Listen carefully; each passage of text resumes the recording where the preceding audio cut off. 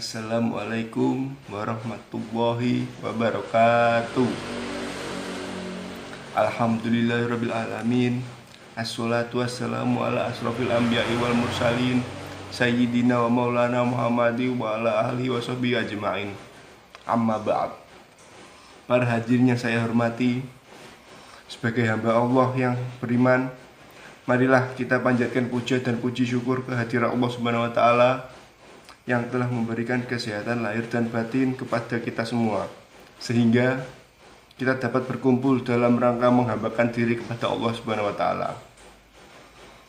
Sholawat serta salam tidak lupa kita haturkan kepada Nabi Agung Muhammad SAW yang telah mengantarkan umatnya dari peradaban yang jahiliyah menuju pada peradaban hidup yang modern, yang penuh dengan kemajuan ilmu pengetahuan dan teknologi.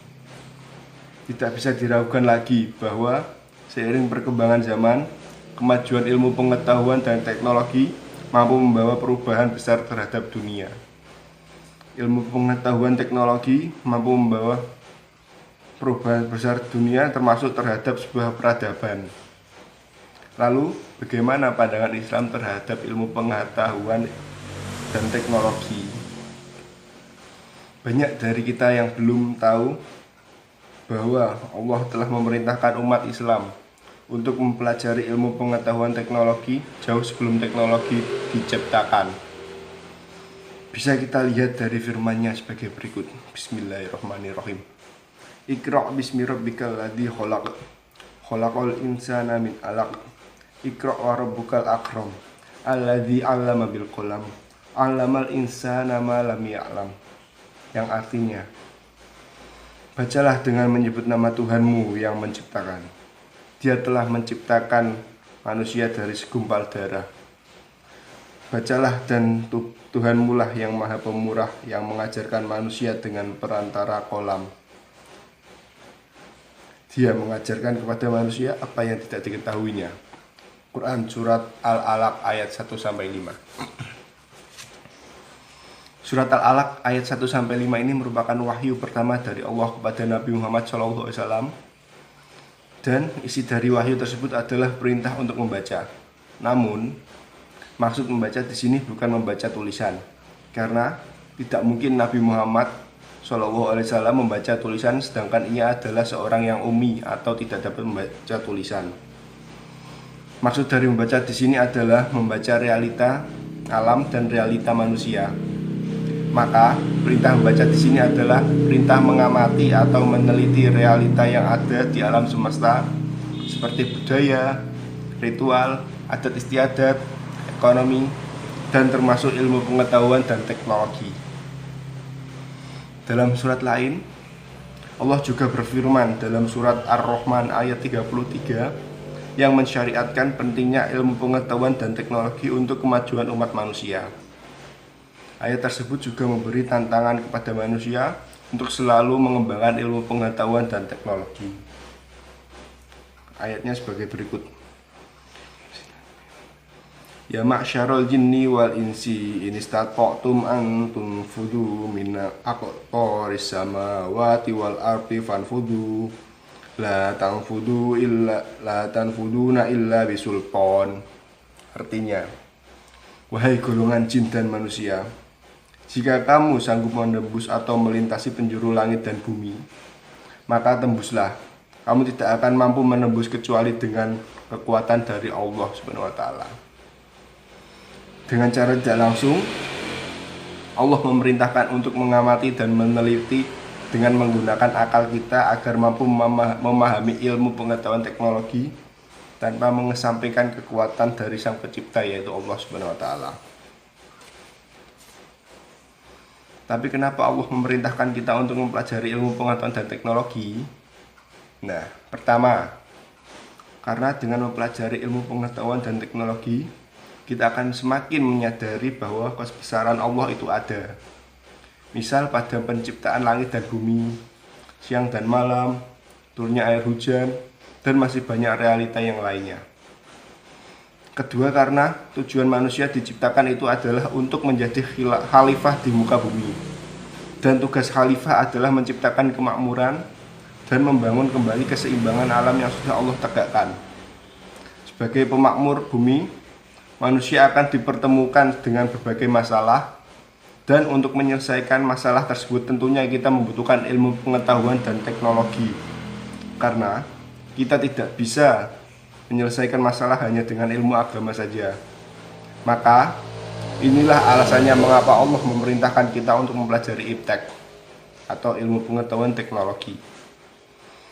Perlu kita ketahui, banyak ilmuwan-ilmuwan yang lahir dari umat Islam seperti Ibnu Sina yang menemukan alat-alat medis dan menjadi acuan medis di dunia sampai sekarang.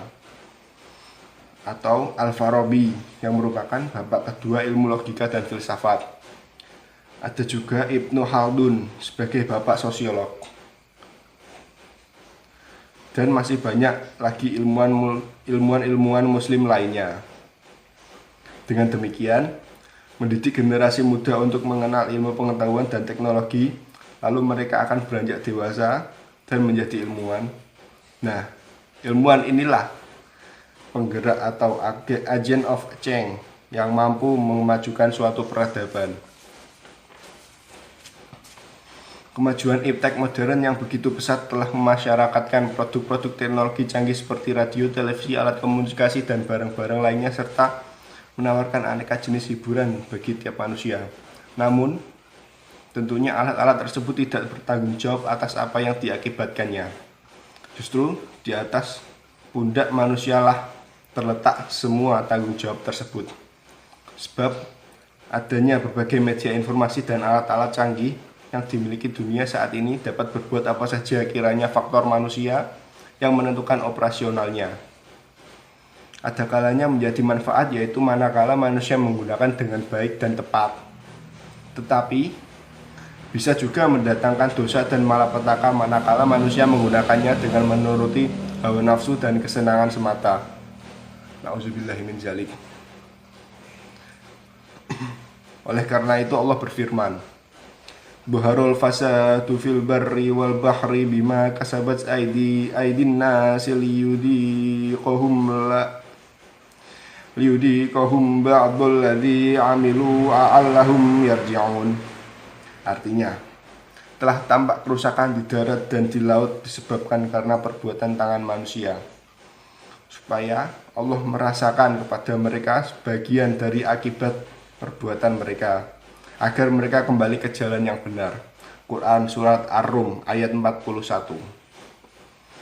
Ayat tersebut memiliki maksud agar manusia ingat akan kodratnya sebagai khalifah di muka bumi ini, dan lebih berhati-hati dan berpikir dengan hati yang jernih dalam melakukan aktivitas di dunia ini agar tidak merugikan orang lain maupun lingkungannya. Kesimpulan dari ceramah di atas adalah bahwa Al-Quran jelas mendukung, bahkan memerintahkan dengan tegas kepada manusia agar selalu mengembangkan pola pikirnya untuk berinovasi terhadap alam yang sudah disediakan oleh Allah SWT yang Maha Pencipta alam semesta ini. Menurut Al-Quran, sains hanyalah alat untuk mencapai tujuan akhir. Pemahaman seseorang terhadap alam harus mampu membawa kesadaran untuk beribadah kepada Allah dan mencapai kebahagiaan di akhirat kelak. Inilah saatnya kita sebagai generasi muslim milenial untuk memanfaatkan ilmu pengetahuan dan teknologi dengan baik agar bisa bermanfaat untuk umat, agama, dan negara kita. Maka mari kita junjung tinggi ilmu pengetahuan dan teknologi, karena peradaban yang maju dimiliki oleh orang-orang yang menjunjung tinggi ilmu pengetahuan dan teknologi. Demikian kiranya yang bisa saya sampaikan. Semoga bermanfaat. Akhirul kalam, saya ucapkan terima kasih. Wassalamualaikum warahmatullahi wabarakatuh.